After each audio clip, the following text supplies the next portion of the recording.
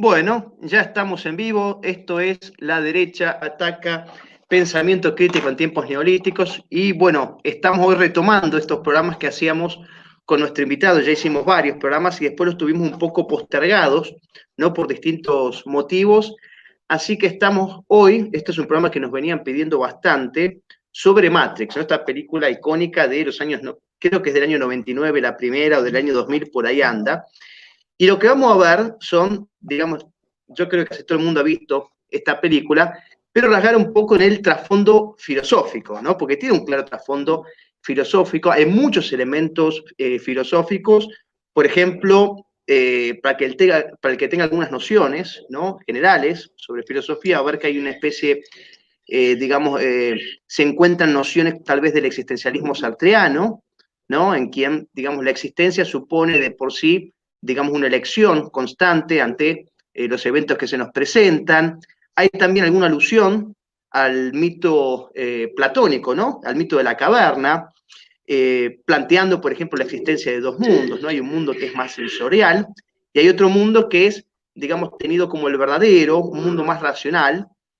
Hay también una concepción tal vez cartesiana de la realidad, digamos, pretendiendo o haciéndonos distinguir entre lo que es real y lo que es el sueño, pero también veo incluso yo alguna influencia acá de Marcuse, ¿no? Especialmente de su libro El hombre unidimensional. En este libro, recordemos que Marcuse básicamente tiene al hombre, el hombre que vivía en aquella sociedad consumista de los años 50 y 60, ¿no? En los Estados Unidos, es una crítica básicamente al capitalismo, ¿no? Pero una tesis muy reduccionista. Bueno, básicamente Marcuse plantea al hombre bajo estas sociedades como un autómata, ¿no? Un hombre sin voluntad, un hombre apagado, conformista. Sería básicamente, es un hombre que no tiene pensamiento crítico, es un hombre que no tiene capacidad de reacción, es un hombre dócil al status quo, y supuestamente este hombre, preso del consumismo, viviría alienado, sin saberlo, ¿no? A un sistema enajenante y opresor. Yo creo que un poco la película también esto lo plantea. Repito, Marcuse pretende aquí criticar al capitalismo, ¿no? Con su connatural reduccionismo. Pero bueno, yo creo que en esta película, esto habrá que ver, porque el que la ha analizado bien es nuestro invitado, si también se esconde acá una crítica al capitalismo o al orden occidental in totum. Seguramente, bueno, haya mucho más elementos, ¿no? Que yo no he podido distinguir y que va a añadir nuestro invitado y a su vez va a poder esclarecer todas estas cuestiones que yo fui mencionando anteriormente, como la cuestión, digamos, del mito de la caverna de Platón, tal vez el existencialismo de Sartre, bueno, la influencia de Descartes. Bueno, vamos a ver si estos elementos realmente existen y de qué modo se manifiestan en la película, pero yo creo que la esencia de la película gira de algún modo u otro en torno a una pregunta que ha sido capital históricamente para los filósofos, ¿no? Que es acerca de si nos es posible o no conocer la realidad, es decir, si nos es revelada la realidad o la verdad a través de la razón, entonces si esta razón es capaz de conocer la realidad, si existe, digamos, si lo real existe y tiene entidad en sí misma, si existe una realidad y una verdad que sea cognoscible, ¿no? Y universal, es decir, si independientemente de nuestra existencia, existe esta realidad, o por el contrario, si lo real sería de algún modo producto de una subjetividad, digamos, de la subjetividad de cada individuo. Bueno, Kant nos va a decir que la realidad está cerrada a la razón, pero esta es otra cuestión. Entonces vamos a ver si es de algún modo este el punto sustancial que tiene la película, este planteo sobre la existencia o no de la realidad y de qué modo se puede acceder a ella, si es que se puede. Bueno, y para esto lo tenemos a un gran amigo, que es Laureano Martínez. Como ustedes saben, él es filósofo, es un destacado filósofo, él tiene también un programa de YouTube que se llama Charlas Filosóficas, que después, bueno, vamos a mencionarle, también otros medios de contacto. Y bueno, Laureano, es un gusto estar nuevamente acá con vos. Y sabés que cada vez que yo tenía un vivo, la gente en los mensajes siempre me pedía, che, ¿cuándo vas a hacer el vivo con Laureano sobre Matrix? Y bueno, y acá estamos cumpliendo. Buenas noches, amigo. Hola, buenas noches, Cristian. Buenas noches a toda la gente. Ahí está ojo el retorno. Buenas noches también a toda la gente que se conectó hoy para acompañarnos. Gracias por darme otra oportunidad más, no solamente Cristian, sino también la gente que está al otro lado. Y gracias por el cariño y el respeto. Antes que nada, este programa es verdad, lo teníamos como retrasado de alguna manera, pero bueno, es absolutamente comprensible por dos razones básicas. Primero, por tus ocupaciones, Cristian, enormes. Te he visto en muchísimos vivos, te he invitado aquí para allá, así que merecido el espacio y las actividades que haces. Y por otro lado, bueno, la más importante de todas, sos papá. Bueno, yo también lo fui en un momento, así que incurre en una ocupación extrema, así que totalmente comprendido eso, ¿no? Bueno, y a continuación me gustaría hablar de esta película porque yo hice una charla hace ya varios años atrás y quería compartirla con vos y con las personas que están ahora, porque me parece que esta película, que es una joya, ya es una película de culto, al menos la uno, dentro del cine de ciencia ficción. También corresponde hacer unos análisis, unas reflexiones en torno a ella, porque por ahí dicen más de lo que pareciera, ¿no? Con a lo que me voy a dedicar ahora. Antes que nada, vamos a hacer un poquito, quizás medio metiches como la señora que barre en la puerta, ¿no? Bueno, ahora no existe más por el COVID, pero bueno, la señora que barre en la puerta, ¿no? Vamos a ver un poquito de datos curiosos de la película. Para empezar, que esta Che, película de por lo corte pronto, apocalíptico, sí, por lo pronto, qué bueno que se te escuche bien, porque viste que los programas sí, anteriores lamentablemente se perdía mucho y bueno, vieron que Laureano ha mejorado completamente su tecnología, por decirlo de algún modo. Así que hoy por lo menos lo podemos escuchar, que es lo más importante, ¿no? Así que bueno, felicitaciones por eso. gracias, Cristian. Con camarita nueva y con sonido nuevo, así que tiene que escucharse perfecto. Y aparte con internet también nuevo, porque es un poco más rápida que la que tenía antes, así que teóricamente no va a haber inconvenientes o no tantos técnicos, ¿no? Les decía que en algunos datos curiosos, que esta película de corte apocalíptico, ¿no? Matrix, se estrenó en el año 1999 y que no fue la única en ese año que tuvo este mismo corte apocalíptico. Recordemos que antes de entrar al 2000, ¿no? Siempre hubo toda una enigmática de esa fecha, como se ve cada tanto. Recuerden que en ese mismo momento está la película End of Days, una película totalmente olvidable, con Schwarzenegger, ¿no? Una película casi religiosa, pasó ¿Te pareció totalmente mala? desapercibida. ¿Te Sí, pareció mala esa película? Y sí. actúa el tipo No me este de los parece sospechosos de muy siempre. mala. Ah, Sí, mira, sí, mira. sí, sí, es verdad. No me pareció Ok. malísima. Hay películas que son malísimas y olvidables, pero esta, la verdad que no. Ok. Porque es la misma onda de Stigmata, ¿no? De Stigma. Por ahí quiere criticar lo religioso y lo hace mal. Una mirada bastante anticristiana, a mi gusto. Pero bueno, por ahí quizás podría darle una reseña otro día, ¿viste? Te lo prometo. Recordemos que Matrix es una trilogía, ¿no? De las otras dos partes, que en realidad es una sola particionada, que es Matrix 2 y 3. Pero bueno, que hablaré medio de costado. Yo prefiero dedicarme a la 1. Otro dato curioso, que los directores de Matrix, Andy y Larry Wachowski, se cambiaron de sexo. Ahora son Lily y Lana Wachowski. Pero que más allá de este hecho fortuito, ambos o ambas son profesores de filosofía. Y esto se nota mucho en esta película. Yo creo que está plagada de cosas que le voy a dedicar un apartado al guiño inmenso de estas cosas. Bueno, más adelante. Pero que otras películas que recomiendo de ellos, que son muy buenas. Bueno, tenemos V de Vendetta, es excepcional. Está sacada también de un cómic muy bueno, escrito por Alan Moore, el mismo que escribió el cómic también de The Watchmen, una gran película dirigida por Zack Snyder que se merece quizás otro comentario. Ah, perdóname, ahora que mencionas, yo no sabía que ellos eran los directores de V de Vendetta, que tiene un trasfondo Uh-huh. antirreligioso muy profundo. Uf, Entonces uno ya puede hasta la sospechar o manija. intuir, por eso, uno ya puede sospechar que en Matrix puede haber ese tipo de elementos. Pero, ok, no sabía eso. En Matrix 1 sí hay cosas que son para destacar anticristianas, pero en realidad vamos a ver que en el fondo, ya sea por conveniencia de ellos o simplemente por demasiada influencia de anime que tiene mucho, termina siendo más una palmada en el hombro al cristianismo más que un puñetazo. Vamos a ver por qué. Bueno, les decía entonces, estas películas de los Wachowski. Y tiene una muy buena, se llama Cloud Atlas, o el Atlas de las Nubes. Película que pasó desapercibida en el cine, es un peliculón, hecho casi igual del libro del mismo nombre, que se llama Mitchell, el que lo escribió el libro, que es un peliculón. Yo los recomiendo. También escribí una charla sobre Cloud Atlas, que es muy buena, se las recomiendo, dirigida por los Wachowski. Bueno, no les recomiendo, por ejemplo, El corredor de carreras Meteoro, malísima. Pero quédense con las primeras dos que les dije. Bien, un cuarto dato curioso. Dos efectos especiales de esta película. Se transformó en icónica no solamente por el argumento, que es lo que voy a hablar yo también, sino en el aspecto técnico, concretamente a la escena, bueno, inolvidable de que Neo esquivando balas, ¿verdad? Esa cámara que se congela y rota, que esas cámaras que los Wachowski tienen, digamos, son dueños de esa forma de filmar, digamos, que se llama bullet time, o el momento o el tiempo de la bala, no sé si la traducción. Otro dato más. En la década del 90, el cine tal y como lo conocemos dio un giro tecnológico, ¿no?, de vanguardia al incluir lo digital, que solamente lo empezó Matrix, y que sería copiado por películas como, por ejemplo, Star Wars The Phantom Menace, con lo mala que es de argumento.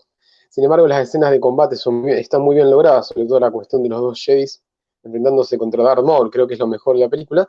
Bueno, han sido influenciados por Matrix, ¿sí?, por la empresa Pixar, sobre todo. Y finalmente, Matrix cuenta no solamente con muy buenas actuaciones, muy buen argumento y muy buenos efectos especiales, sino aparte con muy buena banda sonora. Bandas del estilo de Marilyn Manson, Rob Zombie, Rage Against the Machine y los alemanes Rammstein, por decir solamente algunas de las bandas.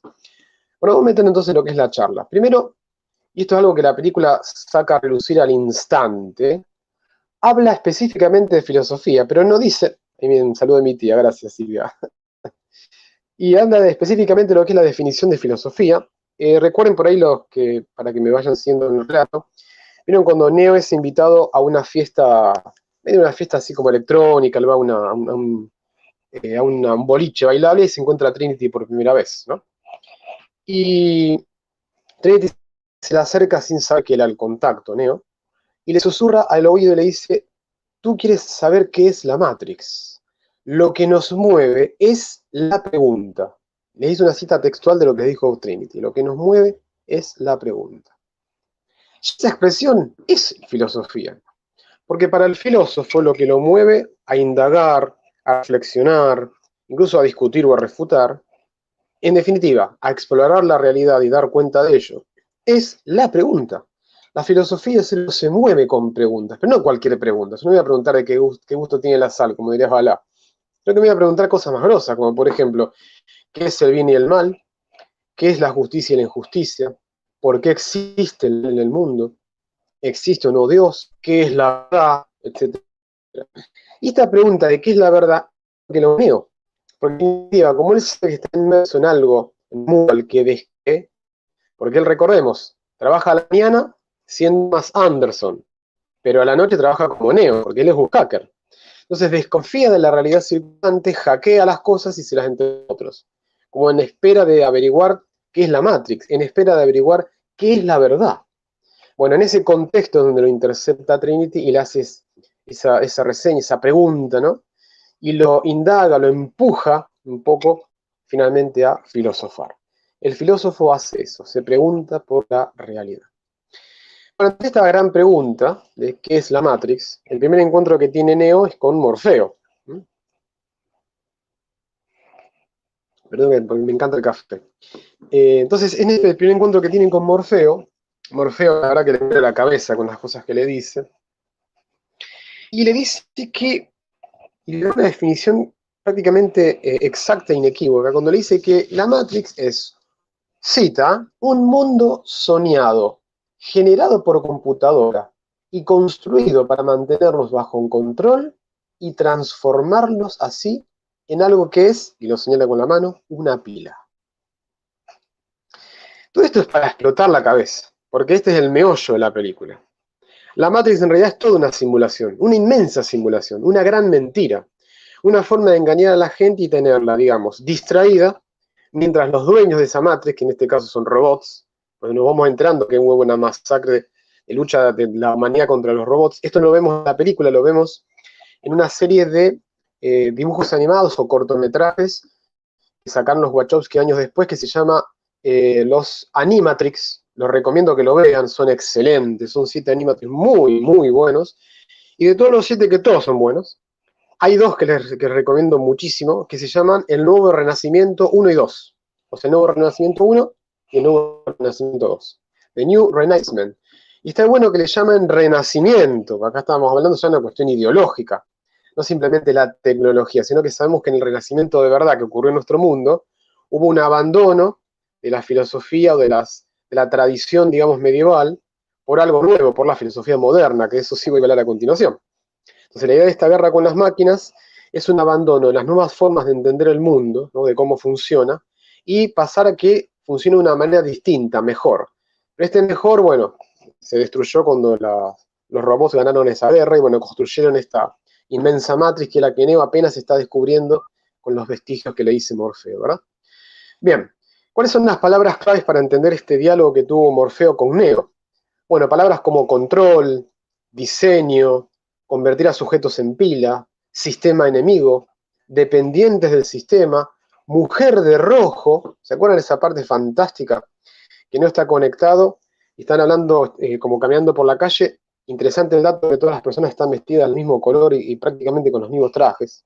Significa que a veces las personas se confunden en realidad, que perdemos nuestra identidad o nuestra, digamos, nuestra forma de ser únicos, ¿no? Nuestra identidad personal en una inmensa masa de gente, ¿no? Y se aparece en un momento determinado una mujer vestida de rojo, y cuando Neo se distrae, Morfeo, que ya sabía que le iba a suceder, le dice, ¿me estabas escuchando? ¿O estabas mirando a la mujer de rojo? Y cuando se da vuelta, dice, mira, y se da vuelta así, era un agente con un arma apuntándole en la cabeza. Y en un momento Morfeo dice, freeze it, freezer, ¿no? Ponerle pausa a lo que está pasando. Y ahí Morfeo le explica entonces quién es el agente Smith, que eso lo voy a dejar para más adelante. Pero quiero quedarme con esto. Esa mujer de rojo, esa distracción frente al relato de la verdad que le da a Morfeo, ya es un indicio de que Morfeo no solamente que es un filósofo que le enseña a su discípulo, sino que aparte somos nosotros mismos ese Neo, que a veces, buscando la verdad o queriendo saber qué es lo que sucede, hace poco fue el 25 de mayo, ¿verdad? Bien lo sabemos, Cristian, que sos profe de historia, que el 25 de mayo una de las frases era el pueblo quiere saber de qué se trata, ¿verdad? Entonces nosotros a veces queriendo saber de qué se trata, nos distraemos con fuegos de artificio, nos distraemos con mujeres de rojo, ¿verdad? Nos distraemos con aquellas estupideces que nos ponen en la televisión y que por ahí no dejan que analicemos y reflexionemos acerca de la realidad, ¿verdad? Programas estúpidos donde las personas bailan, programas estúpidos donde son dirigidos por idiotas que antes le cortaban con una tijera ropa a la mujer y que se la dan del gran aliade, ¿verdad? Bueno, entonces la idea será de no distraernos por ese tipo de mujeres en rojo, ¿verdad? Esto es un poco lo que le está diciendo Morfeo a Neo, que no se distraiga, que preste atención a lo que le está diciendo, porque lo que le está diciendo le puede incluso salvar la vida. Avancemos un poquito más. ¿Qué cuestiones filosóficas yo voy a comentar en Matrix? Bueno, básicamente voy a señalar 4 cosas. La primera, vamos a ir cronológicamente. La primera, voy a hablar de la influencia de Platón, vos lo dijiste bien en la presentación de este video, ¿viste? Platón en Matrix. Después voy a hablar de la influencia de René Descartes, un gran filósofo francés, se lo considera el primer moderno de la filosofía. Después de referencias bíblicas y cristianas que hay a 2 más, vamos a ver por qué lo voy a fundamentar bien. Cuarto y último, yo le llamaría como un apartado de otras referencias, que son guiños filosóficos, ya sea con el nombre de algo, con algo que está escrito, con algo que dicen o con algo que sucede, que está haciendo clara referencia para quien estudió filosofía a un autor o un libro determinado, ¿tá? Vamos entonces a la primera parte. Les dije que vamos a hablar un poco de Platón. ¿Pero quién fue Platón? Lo voy a comentar muy brevemente. Un filósofo griego, su nombre verdadero era Aristócles, pero ¿por qué le decían Platón? Porque significa ancho de espalda, Platón. ¿Y por qué ancho de espalda? Porque Platón hacía ejercicio y se ve que era un hombre que había desarrollado cierta musculatura, ¿verdad? Vivió en Atenas entre el 427 al 347 a.C., fue discípulo de Sócrates, un gran pensador griego, quizás el mejor y el más grande que haya existido. Nietzsche, filósofo alemán, enemigo acérrimo de Sócrates, ¿verdad? Y que de Sócrates Platón recibiría toda la herencia en lo referido a 2 cosas, por lo menos. Primero, un método que se llamaría la mayéutica, que después Platón la reconvertiría en lo que se llama la dialéctica platónica. Y segundo, porque Sócrates tuvo una especial atención a lo que sería la reflexión ético-moral en la Grecia de la época. algo que Platón va a desarrollar y va a desarrollar mucho, con el tema de la virtud y demás. Cosa que yo no voy a explicar eso. Pero sí voy a explicar su reflexión sobre el conocimiento del mundo, o como se dice en filosofía, la nociología. Eso sí lo voy a explicar a continuación. Y para terminar un poco el relato de la vida de Platón, que fue vendido como esclavo, salvado por su amigo Arquitas de Tarento, y que fundaría una gran escuela, quizás la más grande escuela, o al menos la segunda gran escuela de filosofía de Grecia, llamada la Academia, por el dios Academus, el lugar en donde la construyó. Bien, ¿qué cuestiones de Platón encontramos en Matrix? Muchas. Yo voy a explicar una sola, pero que tiene muchas aristas. Platón, en su cuantiosa cantidad de libros, que dicho sea de paso, él no escribía libros muy técnicos, ni con términos demasiado elaborados, sino que él escribía más bien diálogos para ser accesibles a las personas que se pusieran en contacto. Gracias Soledad Seiza, una amiga mía, pues le saludo. ¿Qué es lo que, o cómo es que escribe Platón? Bueno, uno de sus libros más importantes se llama La República, vos creo que lo había nombrado Cristian hace un rato atrás, y en su apartado, o en su capítulo número 7, Platón describe lo que después, hasta nuestra época, será conocido como la alegoría de la caverna. ¿Y qué es esto de la alegoría de la caverna? Bueno, explica Platón, lo voy a decir resumidamente, que en una caverna se encontraban unos esclavos encadenados al fondo de la caverna, y que entre el fondo de la caverna y la entrada, que estaba bastante lejos, más o menos en la mitad, había una especie de pared, en donde detrás de esa pared pasaban personas caminando, que pasaban con algunos objetos que proyectaban la sombra de esos objetos con la luz del sol en el fondo de la caverna. Y la gente encadenada, o sea, estos reos, lo único que veían de esos objetos no eran los objetos en sí, sino la sombra de los mismos, dado que la única luz que sí estaba dentro de la caverna era una fogata, ¿verdad? Uno de estos esclavos resulta que se logra zafar de sus cadenas, asciende por la caverna, logra mirar primero la fogata, ¿verdad? Después la pared, después algunas de estas personas que pasaban y finalmente logra salir del todo afuera de la caverna y la primera actitud que tiene es la de encandilarse por la luz del sol. Bien, este mismo esclavo, cuando observa toda esta verdad, la primera actitud que tiene no es la de irse corriendo y escaparse y fugarse para siempre, sino la actitud de alguien que quiere ayudar a los que estaban presos abajo, o sea, vuelve a liberar a estos esclavos que tenían la condición de él antes. Y cuando desciende y les empieza a contar a estos esclavos lo que sucede, no solamente que no le creen todo el relato que le dicen, sino que encima lo terminan matando, ¿verdad? Toda una tragedia griega, ¿verdad? Bueno, todo esto cómo se aplica en Matrix. Es prácticamente igual. ¿Qué es ese mundo de esa caverna interna o ese mundo sensible, como hablaba Platón?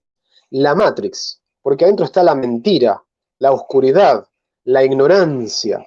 Y esa fogata que representa el logos o la razón del ser humano, es el logos que tienen los que están conectados que se logran desconectar. Piénsense un Morfeo, piénsense un Neo, una Trinity, un Apoc, un Switch, no sé, todos los que se logran escapar que están en la nave. Bien, y cuando Neo se escapa, sale de la Matrix, se desconecta y observa la verdad de las cosas, es decir, mira el mundo tal y como quedó, porque no estamos en el año 1999 como en la película, sino muchísimos años en el futuro, se da cuenta que la humanidad fue derrotada, que los robots ganan, que estamos como humanidad siendo subyugados, ¿y qué hace? Se vuelve a estar para salvar a los que están adentro, tiene la misma actitud. ¿Y qué hacen los que están adentro? Lo termina matando, eso se ve en la parte final de la película, cuando le dispara varias veces le gatilla el agente Smith. Entonces es evidente, para el ojo un poco más preparado, que esta inmensa película, ni más ni menos, acopia, y no digo a modo de crítica o de restarle importancia, no. Magistralmente han hecho, digamos, los Wachowski esta reinterpretación del mito de la alegoría de la caverna de Platón para que pueda ser vista por gente del nuevo milenio, vamos a decirlo así, ¿no?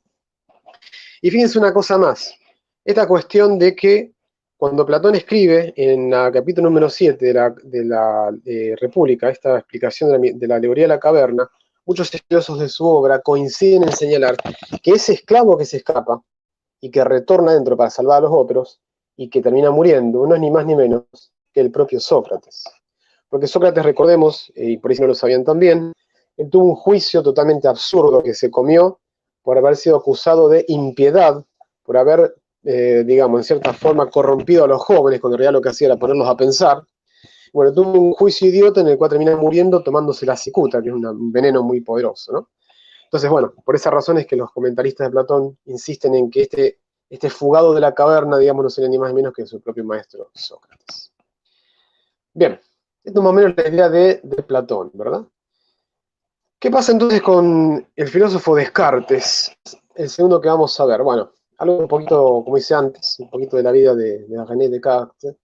Descartes vivió en Francia, más o menos entre los años 1596 y 1650, y en su juventud estudió en la famosa Universidad La Flèche, una universidad que era, o sea, que los que daban clase y dueños de ella eran los jesuitas, ni más ni menos. Quiero dejarlo en claro porque mucha gente que estudia en la universidad, sobre todo en la universidad estatal, no digo pública porque todas las universidades son públicas, no son gestiones privadas, son la gestión estatal. Los que estudian generalmente en las universidades estatales, y cuando empiezan a ver filosofía y dan a Descartes, lo ponen como el primero que se va a rebelar ante el oscurantismo y va a abonar el camino al ateísmo. Este es un bolazo. Descartes era católico, creyente, luchó en la guerra, él le debió toda su vida a los jesuitas su formación, y si va a renegar, no va a ser de la fe, sino de la filosofía medieval, que es distinto. No quita que se va a rozar con cuestiones de la fe también, pero no va a ser un ateo, ni siquiera va a ser un agnóstico, porque muchas veces como de los libros de Descartes, uno de esos, por ejemplo, se extrae su método, que es la duda metódica, ¿verdad? En el cual se pone como en juego, o como se descree de la capacidad que tenemos nosotros los seres humanos de captar la realidad. No va a negar que Dios existe. Ojo, ojo, Incluso los cartesianos van a hablar de un Dios, le van a decir de una forma bastante curiosa, le van a decir un Dios relojero. Pero bueno, esa expresión de Dios relojero no la voy a explicar ahora porque prefiero explicarla en algún momento cuando, Cristian, volvamos a tener otro encuentro más y explique la película Watchmen, porque ahí aparece mucho la imagen del reloj. Pero bueno. Pero volviendo un poco entonces a Descartes. Sí. Te interrumpo, sí. Pero tengo entendido que Descartes tiene muchos elementos completamente anticristianos. Si bien él nominalmente puede haber dicho que él conservaba su fe, pero me parece que sus postulados fueron utilizados por lo menos para la proliferación justamente de una filosofía o antirrealista, o digamos, no sé, me parece que en ese sentido, tal vez después podemos hacer otro programa, pero el propio pienso, luego existo, esa duda, ese dudar, ese escepticismo, digo que, ojo, que estar contra la filosofía medieval, aristotélico tomista, de algún modo es el anticristiano, pero bueno, no importa, lo podemos ver en otro momento. Saludos a nuestro gran amigo Ricardo Ramírez. Bueno. Saludos, Ricardo. Mirá, a lo que yo me refería es a la forma en, en cómo es presentado Descartes en las universidades progres. O se lo tira como un anti-eclesial, cuando en realidad no lo era. Eso es mi explicación. No quita que, como bien dijiste vos, en la influencia posterior se lo haya tomado como, digamos, la punta de lanza para instaurar una nueva filosofía, y que de hecho de eso ¿verdad? Haya salido posteriormente, por ejemplo, el liberalismo. Eso es cierto. Pero él, asimismo, no se veía como un pensador anticristiano, que es como lo muestran muchas veces en las universidades. Eso es lo que quiero dejar un poco claro. Pero fíjate, Laureano, que incluso Rousseau, él tiene en el contrato social, él dice que la persona no religiosa, primero que la religión tiene una función vital en el Estado, y él incluso exige al incrédulo la pena de muerte. Y esto no, digamos, y nadie podría recomendar, me parece, en este sentido, a Rousseau, aparte, bueno, un gran, digamos, estatista, ¿no? Pero digo que son cuestiones delicadas que vos seguramente conocés mejor que yo, pero digamos, Rousseau ha sido Robespierre. La influencia de la masonería, la influencia de la masonería, te faltó un Rousseau, papito querido. Sí. Robespierre, aquel gran ejecutor del terror de los años de la Revolución Francesa, era admirador de Rousseau y tenía incluso un cuadro de Rousseau. Por eso digo que digamos, más allá de su fe nominal, digamos, el tipo sentó las bases de este pensamiento escéptico y completamente anticristiano. Pero bueno, es verdad, no, perdón, no me quiero distraer no te quiero sacar del contexto de la película, discúlpame. No, para nada, no es una interrupción, al contrario, esto enriquece aún más. Yo por eso quiero dejar en claro esto, ¿no? De que Descartes no es como lo han presentado, digamos, como lo presentan actualmente en las universidades, sino que está como, a ver, bloqueado, como disfrazado. Ah, Valentina, mira, una alumna mía actual, gracias. Está como disfrazado, como presentado de esta forma, digamos, anti-eclesial, cuando en realidad él no lo era. Por más que haya tenido una fe nominal, y eso también lo comparto con vos, Cristian, eso seguro. Pero bueno, después se ha ido degenerando aún más. Vos nombraste a Rousseau, bueno, mamita querida, ¿no? Rousseau, el gran abandonador de hijos. Así que ni hablar eso, ni hablar de eso. Eso que le dedicó un libro a su hijo, ¿no? El famoso Emilio. Bueno, pero dentro de lo que fue acá la vida de Descartes, decía yo, la frase que decía Saint Christian, la famosa cogito ergo sum, pienso, luego soy, la palabra sum en latín tiene una connotación más bien de ser, más que de existir. Sabemos bien que en español, gracias a Dios que tenemos en nuestro idioma la distinción entre ser y estar, sabemos que no es lo mismo. Pero bueno, tenía esta distinción de que pienso, luego soy, algo así como, para explicarlo sencillamente, algo así como para decir de que el mundo es lo que es gracias a mi percepción en él. Y no porque el mundo tenga una esencia misma que yo con mi mente descubro, sino que en tal caso yo con mi mente recreo, fundamento, explico. Bueno, así le daría pie más o menos al relativismo filosófico que vendría después. En eso sí es 100% culpable. Pero otra cosa que pienso destacar de Descartes, que por ahí no es tan conocida, es que a él le gustaba construir anteojos en la época, un objeto que era totalmente caro, esto quiero decirlo para la época, por eso es que era muy buen matemático, y aparte era explorador del cuerpo humano.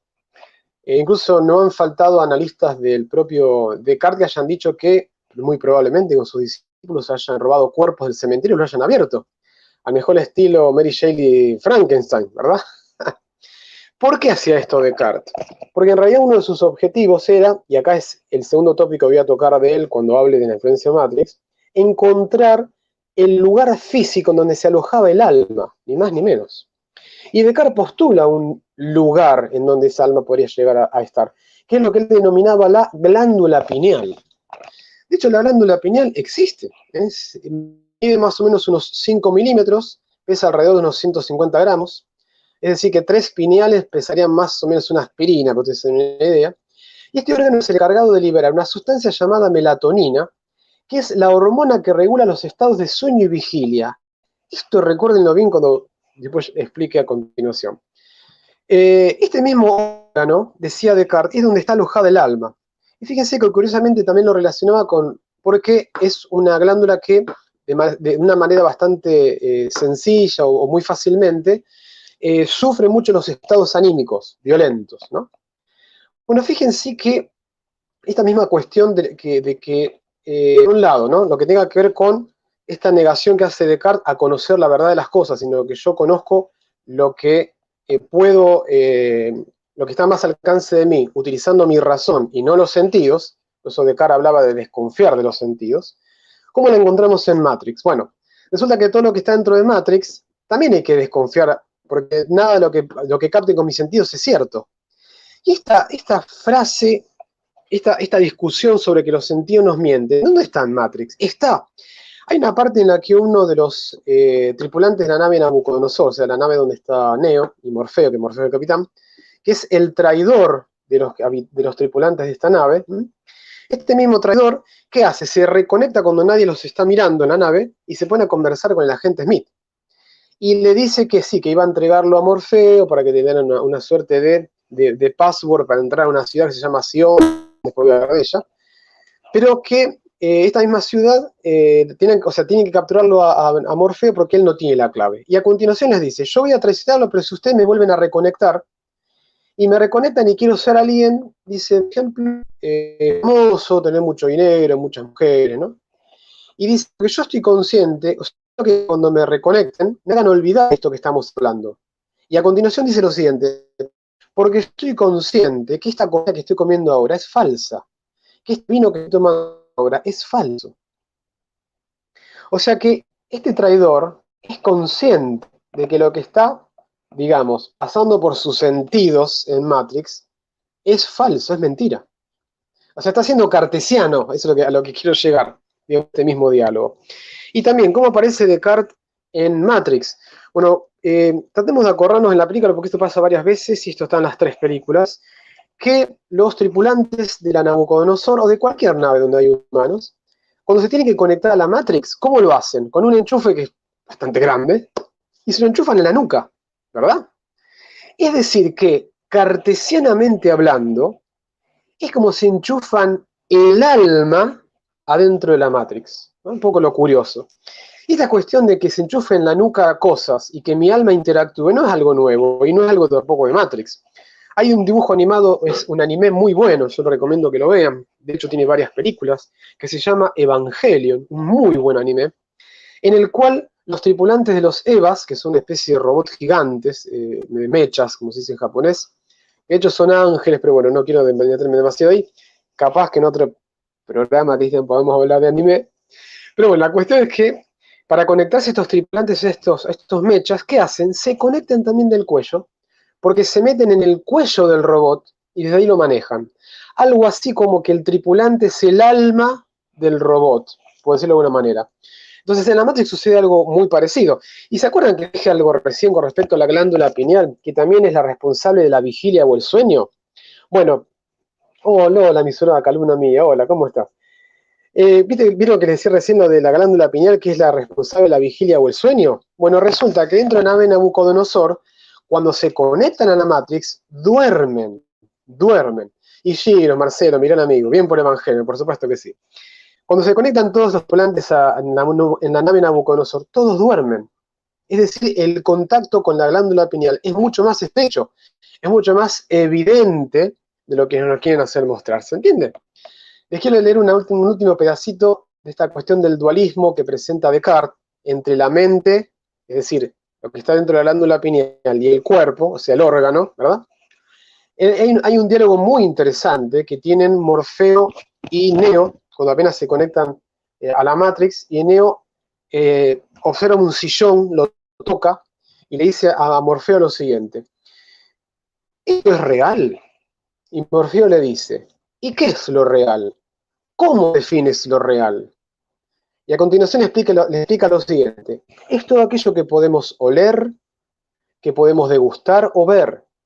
Y también lo real son ni más ni menos que impulsos eléctricos que tu cerebro interpreta. Fin de la cita.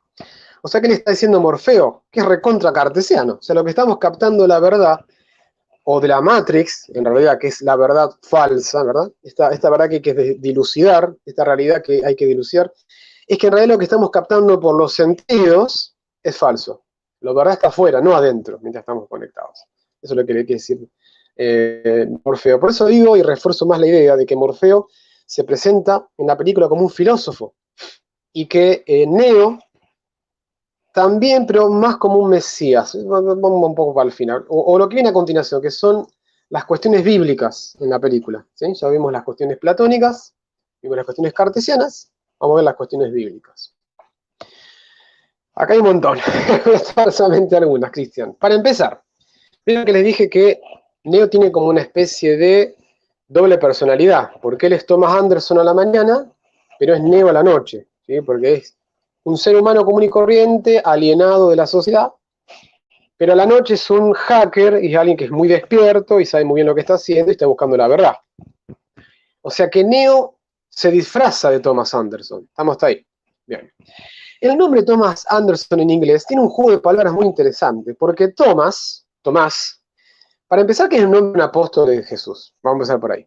Pero también Anderson es un juego de palabras porque Ander viene de andros en inglés, que significa hombre, andros. ¿No? Por ejemplo, la androfilia, ¿no? El amor a los hombres. O, no sé, todo lo que tenga que ver con esa misma expresión. Y son en inglés significa hijo, Anderson, ¿no? ¿No será que Anderson será hijo del hombre? Que era el nombre que se le daban a Jesús de Nazaret. Él mismo se da a conocer, de hecho, en la cita de Juan 11:16, él dice: yo soy el hijo del hombre, ¿no? El hijo del hombre ha venido. Por otro lado, Neo, que es el nombre que él tiene a la noche, también es un juego de palabras porque Neo en griego significa nuevo, ¿verdad? Y si damos vuelta a la palabra Neo, o sea, si le cambias letras, significa one, que significa uno en inglés. O puede ser traducido como único. Por eso entonces que Neo sea un nuevo hombre, que dice San Pedro en el Efesios 4, 20, 23, el nuevo hombre. Por otro lado, será también el único, porque es irrepetible, Neo, y también será porque Neo mismo será alguien como único que vendrá a salvar a la humanidad, ¿no? Dios como Jesús, que es el único, ¿no? Interesante. Fíjense a lo que me refiero. Bien, otra cosa más, que es recontra evidente, y esto está en un montón de películas, pero bueno, hay que decirlo. Neo cuando le disparan y lo matan, recordemos que cuando él visita a la pitonisa de Delfos, dicho la pitonisa de Delfos fue una pitonisa, o sea, una sacerdotisa que existió de verdad en la ciudad de Delfos, que fue visitada por Sócrates, recordemos, el maestro de Platón, y cuando Sócrates entra al templo de Delfos, preguntándole cómo podía él, para ser una persona más sabia aún, ¿qué es lo que le responde la pitonisa? Le dice, conócete a ti mismo, o como se dice en griego, gnosi, conócete, seauton, a ti. ¿eh? O como se dice en latín, noscete ipsum, conócete a ti mismo. Resulta que cuando Neo entra a la cocina de esta mujer, de esta pitonisa, que lo llevan para que consulte a ver si él es el verdadero héroe o el elegido, ¿no? Con esta cuestión del elegido jugando durante toda la película, si él es el elegido o no, ¿qué hay adentro de la cocina? Conócete a ti mismo, en el frontispicio de la cocina, como si Neo entrara a un templo, ¿no? Donde entraría a hablar con una pitonisa que le viene a contar la verdad, ¿sí? Bueno, ¿qué pasa? Cuando la pitonisa le dice que Neo va a morir, le dice que tiene que tomar una elección, y que tiene que o salvarse a sí mismo, o salvar a alguien, que resultó ser Morfeo. Él elige salvarlo a Morfeo cuando lo había capturado el agente Smith, y por eso a él lo atrapa el agente Smith, le dispara y lo mata. Pero ¿qué pasa? Neo resucita, no reencarna, resucita, sigue siendo el mismo. Más cristiano que eso. A ver, como haría Gandalf, que resucita después de haber muerto con el Balrog en El Señor de los Anillos. Más evidente que eso. Aparte, recordemos que Neo le dijo a la pitonisa que él iba a morir, y en efecto murió. Y le dijo que no iba a ser el Salvador, al menos no en esta vida, le dijo la pitonisa. Por eso que él muere, y cuando resucita, entonces sí es el Salvador, cumpliéndose de hecho lo que le dijo la pitonisa. Otra cosa, el agente Smith, me faltó decir algo, perdón, de Neo, algo más interesante aún. Si ustedes se fijan en cómo va vestido Neo en el Matrix 1, y más todavía en Matrix 2 y en Matrix 3, él está vestido todo de negro, lo mismo para Morpheus y para Trinity, pero la ropa de Neo, extrañamente, es una ropa muy ajustada al cuerpo y que roza el piso, una ropa amplia, si bien está ceñida, pero tiene un sobreveste amplio que está tocando el piso. Es evidente que esa ropa es una sotana, es evidente, porque él es el único, porque él es el nuevo, ¿verdad?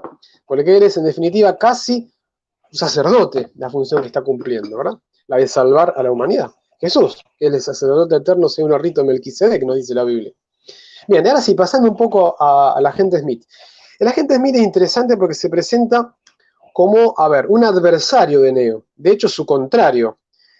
Mira qué interesante que en la película número 2, en Matrix Reloaded, él agradece a Neo el hecho de que lo haya destruido, ¿no? Él agradece a Neo que lo haya destruido, pero se presenta en Matrix 1 como el adversario. De hecho, hay un diálogo muy interesante que tiene el agente Smith con Morfeo cuando está encadenado y casi siendo torturado para que les digan los códigos para ingresar a Sion. Y el agente Smith, ¿qué le dice a Morfeo? Dice que necesita esos códigos, no tanto para destruir a la humanidad, sino porque él, el agente Smith, se quiere escapar. Quiere escaparse de esa realidad porque apesta, hiede.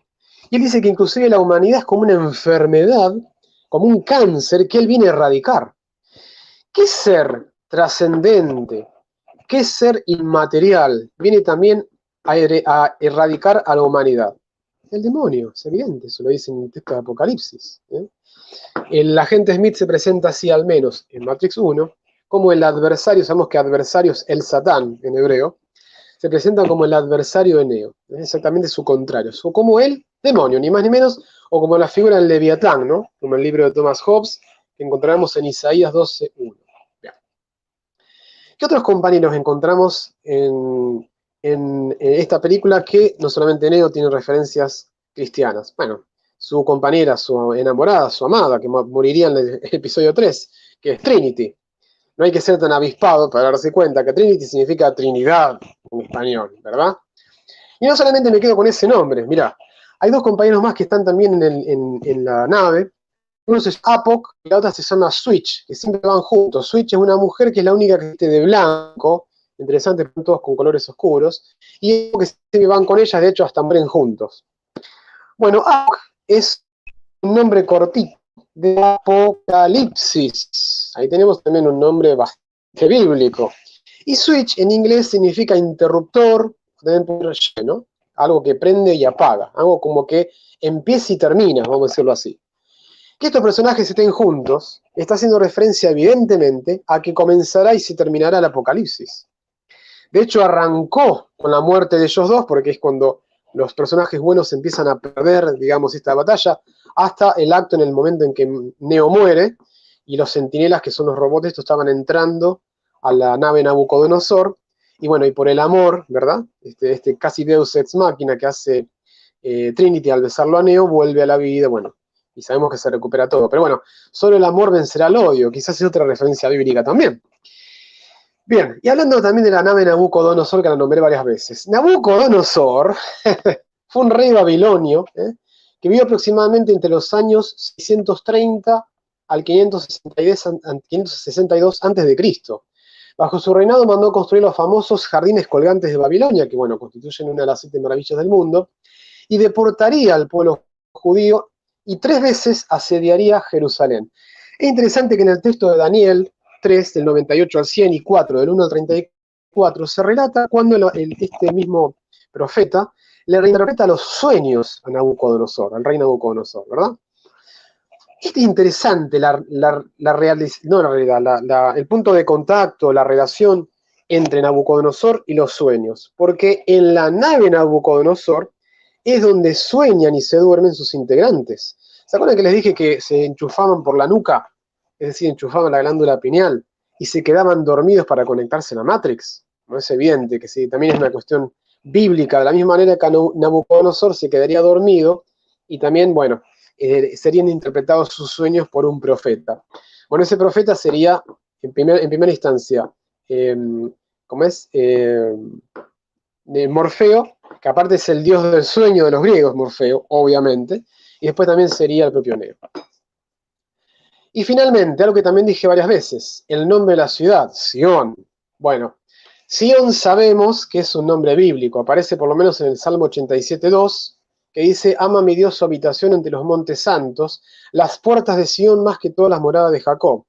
Sion es un nombre que tiene un lugar geográfico, pero en el cual, más allá de que sea geográfico o no, que eso es lo menos importante, tiene mucha significancia e importancia en el relato del Apocalipsis, porque va a ser en ese monte en donde la humanidad daría la pelea final en contra de las fuerzas demoníacas y sería el fin del mundo.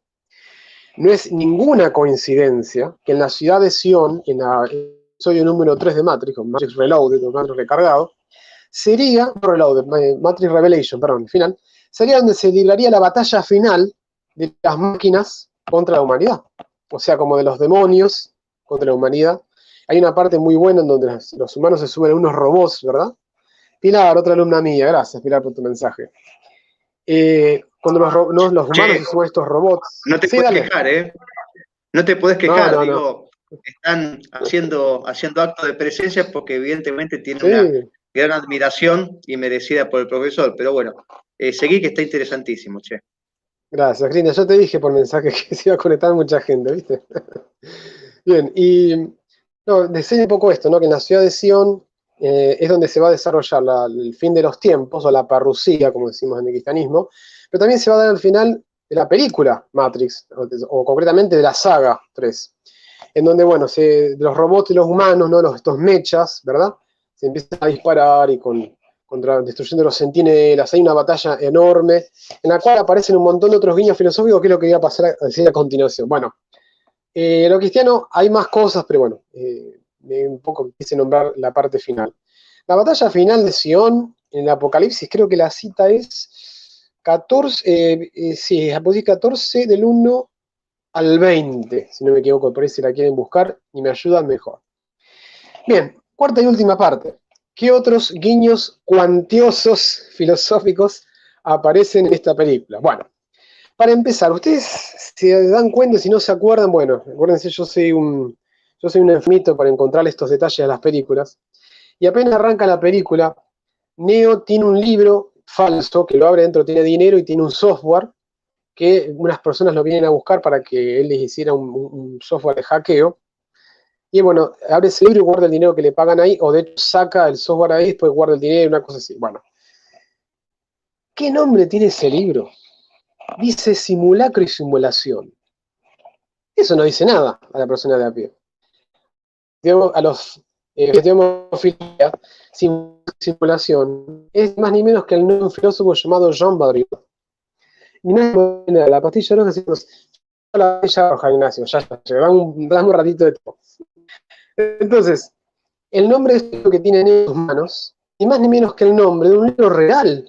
Fue escrito por un filósofo francés, Jean Baudrillard, en el que efectivamente simulacro y simulación tiene que ver, o la idea general del libro de Baudrillard, es en el que habla de que la simulación viene dada en la sociedad como la nuestra, por ejemplo, por los mass media, de cómo montan una mentira y hacen crear un montón de gente, cosas que no son ciertas, o trastocan la verdad.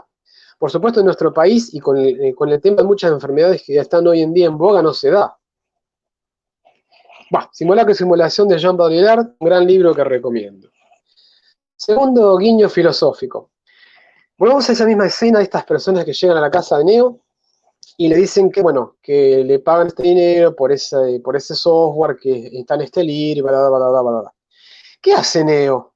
¿Vieron que está como chateando con alguien en el monitor? Y en el monitor le dicen, sigue al conejo blanco, follow the white rabbits. Y Neo ve ese conejo blanco en un tatuaje de una mujer, en las personas que lo fueron a buscar. Bueno, ese es un guiño impresionante a un libro llamado Alicia en el País de las Maravillas, escrito por Lewis Carroll. Y Alicia, siguiendo al conejo blanco, se va a meter por el hueco de un árbol a otro mundo, ¿no? Al mundo de las maravillas. Bueno, Neo, siguiendo ese conejo blanco, se meterá en la Matrix, ¿no? Obviamente que el guiño está ahí. Este libro fue escrito en el año 1871, por cierto. Y otra cosa más. Hay una segunda parte de Alicia en el País de las Maravillas, que se llama Alicia detrás del espejo. Ambos libros llevados al cine, por ejemplo, si no me equivoco, por el director este de cine hizo también Batman y Batman 2, y también hizo Con manos de tijera, si no me equivoco. Bueno, más allá de que las versiones, la verdad, que no son muy fieles al libro, pero bueno, versiones al fin y al cabo. Tim Burton. Tim Burton, ahí está, gracias, Cristian. Tim Burton llevó al cine tanto a Alicia como a Alicia detrás del espejo, que no son adaptaciones tan fieles, pero igual las películas se dejan ver. Pero lo interesante de esto es que, ¿qué referencia hay a Alicia detrás del espejo en Matrix 1? Ah, genial. Cuando Neo elige las famosas pastillas azul y roja, que elige tomarse la roja, ¿verdad?, para conocer la verdad, la realidad, ¿qué es lo primero que observa Neo y empieza a cambiar? Un espejo. ¿Y qué es lo que hace? Lo toca. Y cuando lo toca, él se transforma en el espejo. Es decir, que se está metiendo, de una manera indirecta o metafóricamente, en este otro mundo de las maravillas, en esta Matrix. Bien. ¿Se acuerdan cuando les dije antes que, bueno, que Morfeo es también el dios del sueño? Bueno. En este mismo, quería ir al ejemplo, ya que hablaba de Morfeo, este ejemplo de las pastillas que me habían pedido hace recién uno de los muchachos que hizo este posteo. Estas pastillas tienen, bueno, algunas. Ahí está, Ignacio Molinar. Bien, ahí la contestarle ahora. Esta explicación de las pastillas tiene una especie de interpretación. Por ahí puede ser un poco encontrada, puede ser una explicación un tanto tirada de los pelos, pero explicación al fin. No hay que dejar de lado el color de las pastillas. Vos algo habías dicho, Cristian, antes de que yo empezara a explicar, que esta película, que es fuertemente antisistema, lo que hace es criticar de por sí el capitalismo. Y sí, porque el capitalismo, al menos el capitalismo descarnado como presenta la película, fue la que hizo que creara todas estas máquinas de golpe, y estas máquinas fue lo que destruyeron a la humanidad. O sea, la máquina se fagocitó al ser humano, ¿no? Quizás este tema de que la máquina fagocitó al ser humano sea, ¿por qué no?, un guiño a tiempos modernos de Chaplin, ¿no? La máquina que fagocita al humano. Entonces, ¿por qué no Sí, pensar que estas pastillas... Sí, perdón, dale. Laureano. No, quería decir que, ojo, la tecnología, porque tampoco me parece, digamos, esta demonización absoluta del proceso tecnológico o de las revoluciones industriales, pues digo que la gente tiene que hacer distinciones porque evidentemente esa revolución tecnológica ha traído también muchas mejoras y las revoluciones industriales han traído muchas mejoras sustanciales, ¿no? Y tangibles para el trabajador, etcétera. Pero por supuesto, bueno, cuando ya se llega a un exceso, eso es lo peligroso. Pero digo esto porque si se critica del capitalismo eso, bueno, hay que, digamos, hay que medir. Hay cosas que realmente sirvieron y sirven a la humanidad, pero bueno, no por supuesto ya cuando se le da una primacía, por lo menos por sobre el hombre, ¿no? Cuando se pone como la economía, cuando no se pone al servicio del hombre, bueno, evidentemente hay algo que anda mal. Pero perdón, quería hacer ese brevísimo comentario. Ah, sí, por supuesto, Cristian, obvio. O sea, nadie puede criticar de lleno o al menos totalmente el capitalismo. Sería absurdo. O sea, gracias al capitalismo se ha llevado muchísima distribución de la riqueza. Por supuesto que hay que hacer ajustes, por supuesto que sí. La doctrina socialista se ha encargado de comentarlo esto. Incluso han sacado, no sé, científicas como Payendi, una crítica a la modernidad de este capitalismo descarnado. Por supuesto que sí. Pero bueno, también hay que reconocer las buenas cuestiones, obvio, que sí. Pero bueno, por ahí la postura en este sentido, reconozco que los directores o las directoras de Matrix, a ver, son progres. Han dirigido una serie como Sense8, donde está llena, por ejemplo, de referencias al LGBT y demás. O sea, no podemos desentendernos de la ideología de ellos, tampoco del trasfondo, ¿verdad? Pero bueno, yo iba un poco a esta cuestión, de interpretar o reinterpretar estas dos píldoras, como la azul, que representa la mentira, porque el mismo Morfeo lo explica, o sea, tomá la azul y su vida seguirá como siempre, dice él, o tomá la roja y, bueno, descubrir la verdad. La azul que representa, bueno, la mentira, y es el color también, ¿no? ¿Se acuerdan que en la Edad Media se hablaba de que los nobles tenían sangre azul? Ahí también que se tome la referencia de que sea un poco el color del capitalismo. Y por el contrario, el rojo, que representa ver la verdad o salirse del sistema, es evidente que es una alusión al comunismo, es evidente eso, ¿no? Entonces, por ahí puede estar un poco la explicación de estas cuestiones, de estos colores o de estos objetos, digamos, para tomar y tratar de despertarse. Es algo así como que, según el concepto de Matrix, las personas que están en la Matrix están alienadas. Sabemos que la alienación es un concepto netamente comunista. Claro. No estoy en contra del concepto, pero bueno, como despertar a la gente. Y fíjense que inclusive que existe, la mujer que lo distrae a Matt. Sí, dale. El concepto de alienación, si bien es utilizado por Marx como el de reificación, que es una terminología marxista, pero que existe un sometimiento, digamos, evidentemente existe. Esto hasta lo señala Spengler, todo de la propia iglesia. Es decir, sí, por supuesto, más allá del concepto, bueno, el tema es en qué, digamos, para qué se señala, pero, perdón, porque de algo que dijiste antes me quedó colgado, pues yo siempre me olvido de las preguntas. No sé si esto lo podrás responder, que Argentina Today nos preguntaba. Sí. ¿Qué cosa? Ah, ¿te aparece la pregunta ahí o no? Sí. Sí, la veo. Bueno, pasa que ese tema de la destrucción y la construcción, sí. Algo sintético, sí, para porque que vos puedas seguir. Fue muy discutido eso. Porque eso en realidad pertenece a un diálogo que no está en Matrix 1, sino que está en Matrix 2, Reloaded, que tiene el diálogo con un arquitecto, un tal arquitecto, que este tal arquitecto se presenta como lo contrario de la pitonisa. La pitonisa, si bien es el pensamiento alternativo, es ayudar a la humanidad, el arquitecto en realidad lo que hace es someter a la gente, lo que hace es tener un pensamiento o mantener el orden dentro de la Matrix. Entonces, esta cuestión de que haya sido destruido o no, hace más bien alusión, ¿vieron? No sé si habrán leído o no el libro, la verdad que los recomiendo, de Mircea Eliade, que es un gran comentador, un mitólogo, que habla de la famosa expresión del mito del eterno retorno. Incluso Mircea Eliade comenta, creo que la vida de se me fue el nombre. Bueno, es este personaje de mitología que nunca muere, que aparece, es evidente que aparece como Highlander el Inmortal, y toda esta saga muy buena de películas, pero de Gilgamesh, ahí me acordé, el mito de Gilgamesh. Cuando Mircea Eliade comenta este mito de Gilgamesh y lo fundamenta, lo explica un poco más en el mito del eterno retorno, habla un poco como de esto en la película, de decir, bueno, que depende, si en el fondo se juega esta cuestión, si somos o no verdaderamente libres. Acá se juega la decisión de Neo.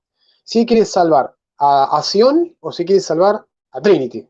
Lo pone ante una disyuntiva. A una disyuntiva lo somete el arquitecto, dicho sea de paso, el arquitecto, que ahí hay un guiño a la masonería, ¿verdad? Pero que lo pone como en esta problemática a Neo. Entonces, si Neo elige una que han elegido todos los Neos anteriores, el mito sigue. Es un círculo vicioso que no se puede romper y la humanidad siempre va a ser derrotada.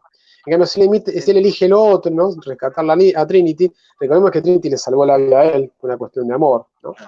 Rescatar a Trinity, bueno, va a tener un pensamiento aleatorio, va a salirse como de este círculo y va a romper, digamos, este mito de eterno retorno. O sea, por ahí está dirigido, ¿no? Lo expliqué de una manera muy sencilla, ¿no? Bueno, Quería volver a Laurian, esto, no sé Cristian. Sí. Laurian, Sí, dale. no sé si es un alumno tuyo o un amigo tuyo, pero la pregunta me parece muy buena. Un amigo, no sí. sé si puedo responderla. Mi amigo Marcelo, sí. Sí, el dios ha muerto de Nietzsche. Para hablar eso. ¿No está expresando el hecho de que las máquinas se rebelan contra sus dioses creadores y los convierten en mera comida? Sí. Más que en comida, en realidad lo transforman en pilas, o sea, en energía, más que en comida. Claro. Lo que hacen es que las personas que se van muriendo, que están ahí encerradas, ¿no? En la Matrix, que se van muriendo, el mismo sistema te dice que los licúan y le dan a los otros humanos. Terrible, ¿no? Es como un guiño a la película o al libro Hagan un sitio. Está la gran película Soylent Green, que haría después Charlton Heston, una gran película de ciencia ficción, que hoy en día tiene muchísima importancia con esta cuestión de canibalismo. Pero bueno, eso para comentarlo otro día. La cuestión es que, sí, es verdad que la humanidad mató a Dios, sí, porque la humanidad mató a Dios en el momento en que construyó robots, porque jugó a ser Dios. Y esto no es algo que lo dice Matrix, esto aparece ya en Mary Shelley Frankenstein. O sea, es la ciencia en contra de la fe. Lo único que hicieron la humanidad en el contexto en que lo explica la Matrix es jugar a ser Dios y le salió el balazo en contra.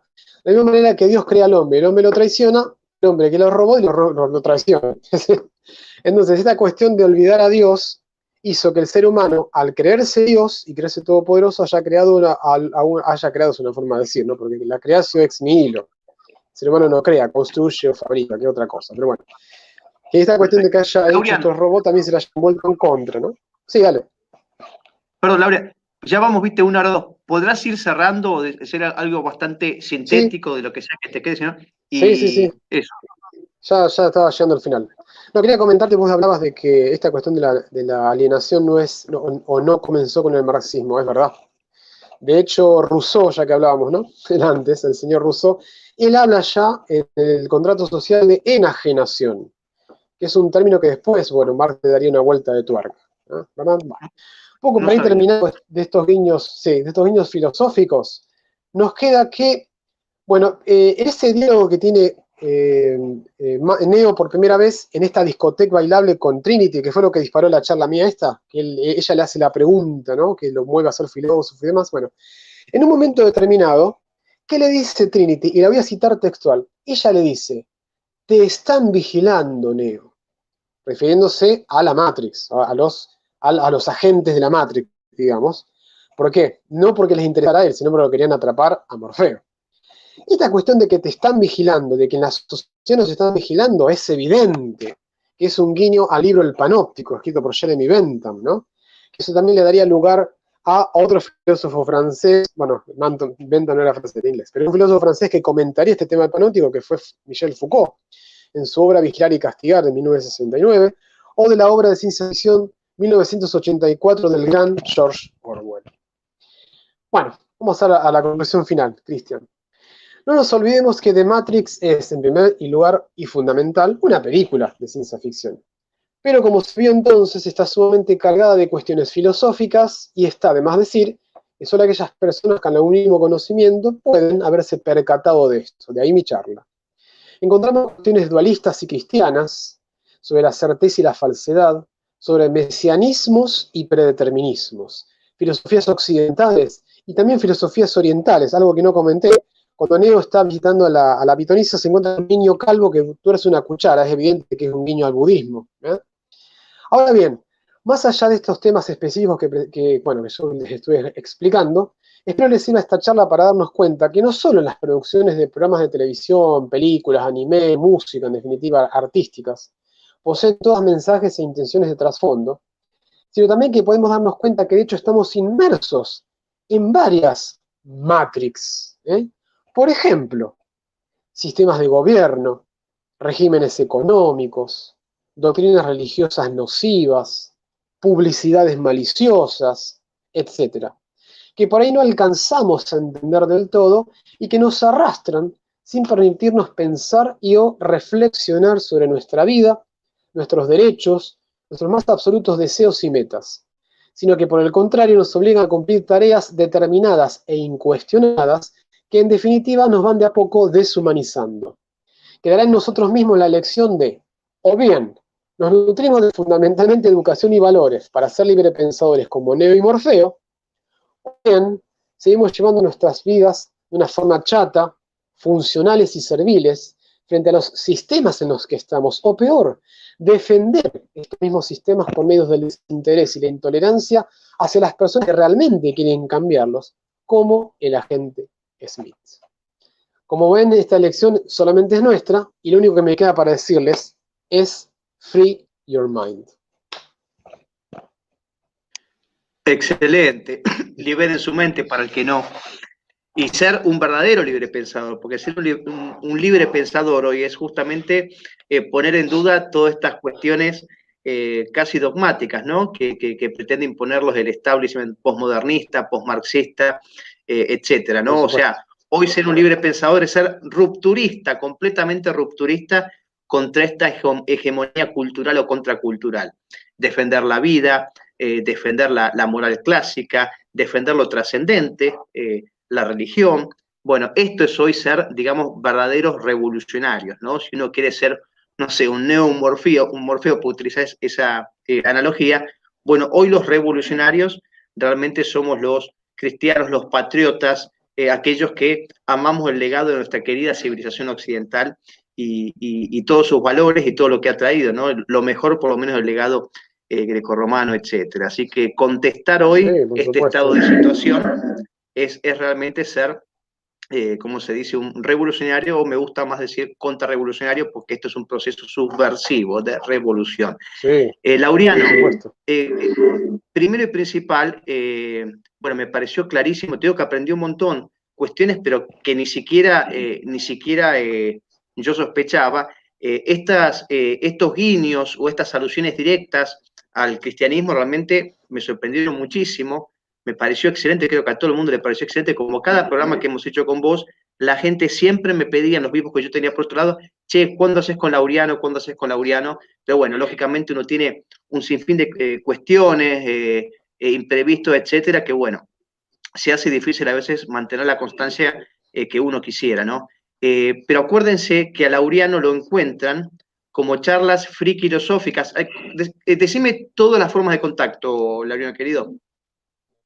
Sí, tengo dos nomás, en mi canal de YouTube, porque mucha gente se suscribió a mi canal personal, Laureano Martínez, pero está mal. Se tiene que suscribir a mi canal que se llama Charlas Frikilosóficas, fíjense que abajo está mi nombre, ahí, Charlas Frikilosóficas, o también darle el like y suscribirse a mi página de Facebook, tengo las dos, en el YouTube y Facebook, y ambas se llaman Charlas Frikilosóficas. Después cuando terminemos esta misma entrevista, Cristian, este conversatorio, como yo siempre hago, cuando vos me lo puedas enviar a mí, yo lo voy a resubir a mi canal, también para aconsejar, bueno, que también te sigan a vos, Cristian, por supuesto, que es La Derecha Ataca, obvio.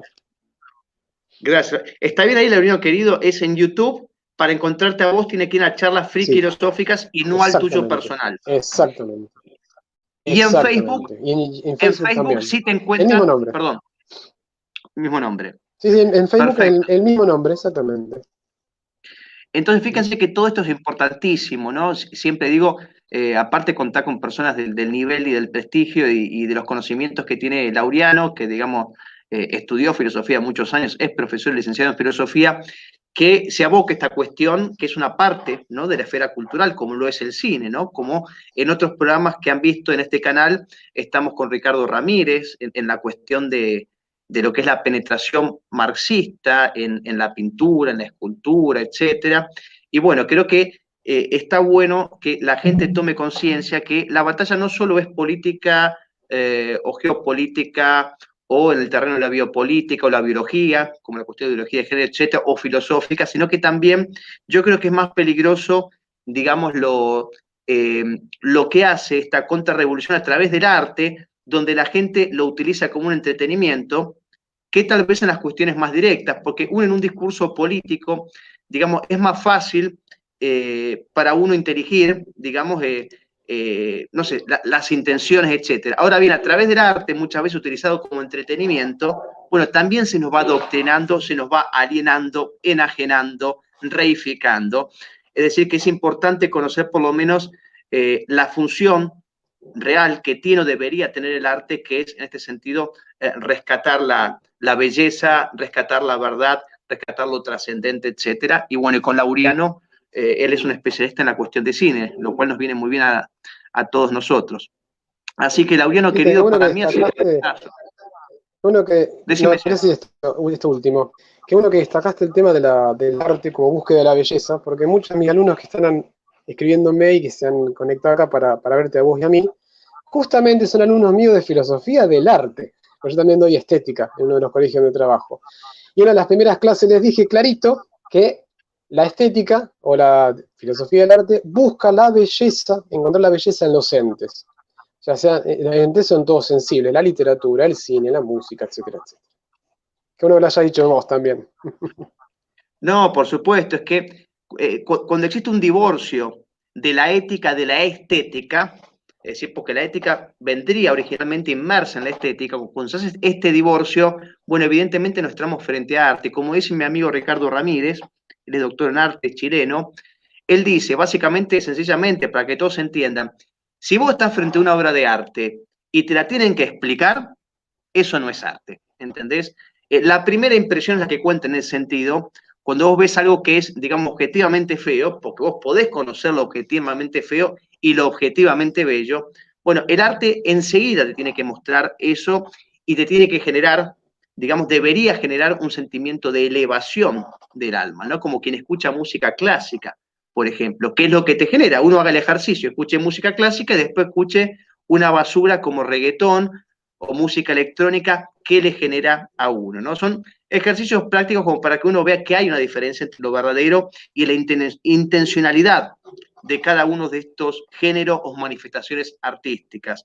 Y es importante saber que, bueno, el arte real tiene que tener un contacto con la realidad, ¿verdad?